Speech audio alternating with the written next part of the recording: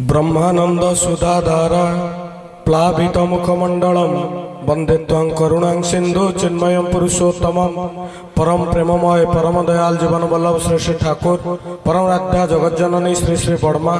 परम पूज्यपा श्री श्री बर्दा परम पूज्यपा श्री श्री आचार्यदेव सभी रातुल चरण मो अनंत कोटि प्रणाम। आज यही विशेष सत्संग उत्सव परम प्रेममय श्री श्री ठाकुर अनुकूल चंद्र शुभ 138तम आविर्भाव महामहोत्सव तथा लथांग सत्संग केन्द्र वार्षिक उत्सव यही अवसर में उपस्थित थिबा सत्संगर सप्रति ऋतिक देवता मंडली कर्मी भाई गुरु भाई माँ छोट छोट पिलाए समस्त को मोर जय गुरु जनाए एठारे उपस्थित थिबा प्रत्येक सर्वविध मंगल ठाकुर पाद पद्म करे। परम पूज्यपा श्री श्री आचार्यदेव कहले उत्सव ताकू कहे जे उत्सव को नहीं आमको आनंद उल्लास दिनटा को अतिवाहित करने को हुए आमे किंतु उत्सव जी तांको संगे आमे जोगसूत्र हो पारुना। से दिन जड़े भद्र व्यक्ति एक सेलून को गले निजर चुटी काटिया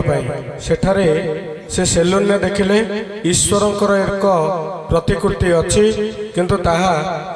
दीर्घ दिन हम सफा हुए ना जमती अइला आवर्जन रहा भाया रही से सेलून भाई टिके कहले तुम्हें ये ईश्वर को प्रतिकृति जहाँ दयार ये दिन दुनिया चलुची तांको एमिति अव्यवस्था घेर में कहीं रखिच से कहले ईश्वर को मु कहीं अव्यवस्था भितर रखी सी जदि सतरे थांते ताले मु कौन दुखरे कालातिपात करुथांती। से भद्र व्यक्ति जनक आउ कौन से जुक्ति तर्क नकरी से दुकान बाहरी आसिले से दुकान बाहरी आसी देखिले किछि जन युवक जो माने कि लंबा चुट्टी रखिचंती से माने बुलुचंती से दुकान पाखापाखि से पुणी पछकु टिके सेलून भाई उद्देश्य कहले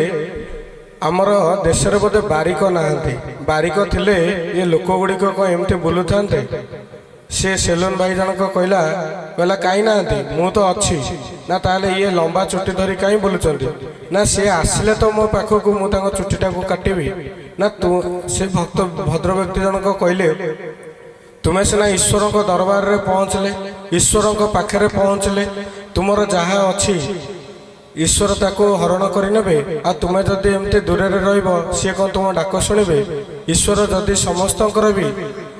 आमे मानु बा न मानु तांको भक्ति करू बा न करू सी सदा सर्वदा आमर मंगल ही चाही थांते। से दिन परम पूज्यपा श्री श्री आचार्यदेव कहले ठाकुर को केवल जहा पाई ठाकुर को जहाँ मागिले ठाकुर सब पूरण करते आपण जदि अर्थ मान जश इत्यादि चाहिए ठाकुर ताको मध्य मंजूर करते किंतु ठाकुर चाहती तुम्हें तांको ही चाह बा परम पिता को ही चाह आमे ताहा चाहि पारुना आमे अर्थ मान जश पछरे धाऊ। से कहले मोर थारे बाबा माने परम पूज्यपा श्री श्री दादा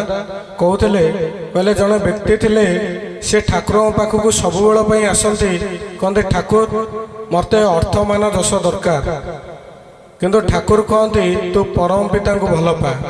से एमती सबुदिन आसी ठाकुर पाखे प्रार्थना कला शेष दिने ठाकुर कहले जहाँ तोर प्रार्थना करुचु से मंजूर हो जाऊ। सी ठाकुर पाखर फेरीगला गोटे बेपार वाणिज्य आरंभ कला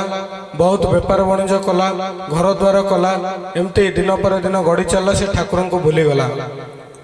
जेतबले तार बयस हो आसला सेतबले तार से जो पत्नी ग्रहण करतला से पत्नी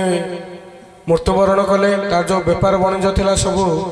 घाटारे चलला शेष से निरुपाय ही पुणी ठाकुर पाखु फेरी आसला ठाकुर पाखे जो प्रणाम निवेदन करुच्ची ठाकुर ता ना धरी कहते अरे तू अमुक तो एत दिन पर आसिलु से सब ठाकुर पाखे माने कांदीचे ठाकुर किसी कहना से ठाकुर पाखे आश्रय नहीं रही आमे कौन करूँ अर्थ मान जश चाहूँ जितेबाला आम ठाकुर को बुझीपारू आम पाखे आ कि न थाए आम अर्थ मान जश पाऊ किंतु दुर्भाग्यर काठी कुटा भली जो दुर्भाग्य आसे से सबुजाक आम ठार उड़े नहीं। परम पूज्यपा श्री श्री आचार्यदेव कहते कहले जेते पल पर्यंत सी मो भितर वर्तमान माने ठाकुर मो भितर वर्तमान मु सेतबेल जाए सत ସିଏ ଯେତେବେଳେ ମୋ ଠାରୁ ଅବର୍ତ୍ତମାନ ସେତେବେଳେ ମୁଁ କେବଳ ମୁଁ ହେଇ ରହିଲି, ମୋ ଭିତରେ ଆଉ ଠାକୁରତ୍ୱ ରହିଲା ନାହିଁ, ଆଉ ମୁଁ ଫାଙ୍କିର ଧପାବାଜିରେ ପଡ଼ିଲି। ଆଉ ବିଶେଷ କିଛି କହୁନି, ଏତିକି କହି ରହୁଛି। ବନ୍ଦେ ପୁରୁଷୋତ୍ତମ।